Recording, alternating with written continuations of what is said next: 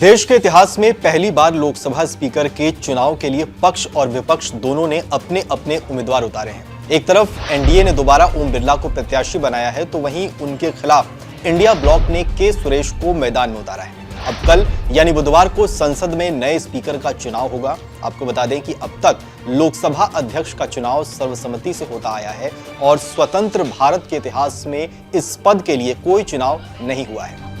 कैसे चुना जाता है लोकसभा स्पीकर, ये जानने के लिए ये वीडियो एंड तक देखें। संविधान के अनुच्छेद 93 में स्पीकर के चुनाव की व्यवस्था है। लोकसभा सांसदों में से स्पीकर और डिप्टी स्पीकर के उम्मीदवार बनाए जा सकते हैं।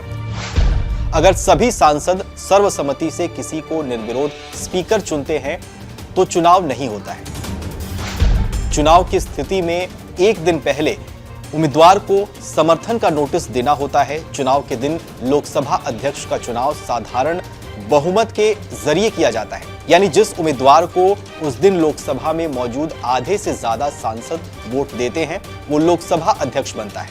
वो व्यक्ति स्पीकर होता है। उसे सदन के कामकाज, उनके नियमों, देश के संविधान और कानूनों के बारे में जानकारी होना जरूरी है। अब लोकसभा स्पीकर के कामकाज और शक्तियों के बारे में भी जान लीजिए।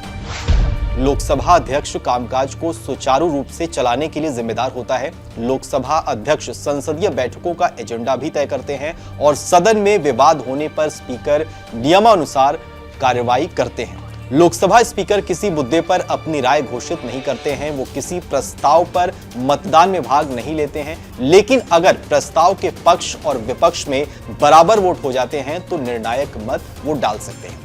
लोकसभा अध्यक्ष विभिन्न समितियों का गठन करते हैं और इन समितियों का कार्य उनके निर्देशानुसार ही होता है।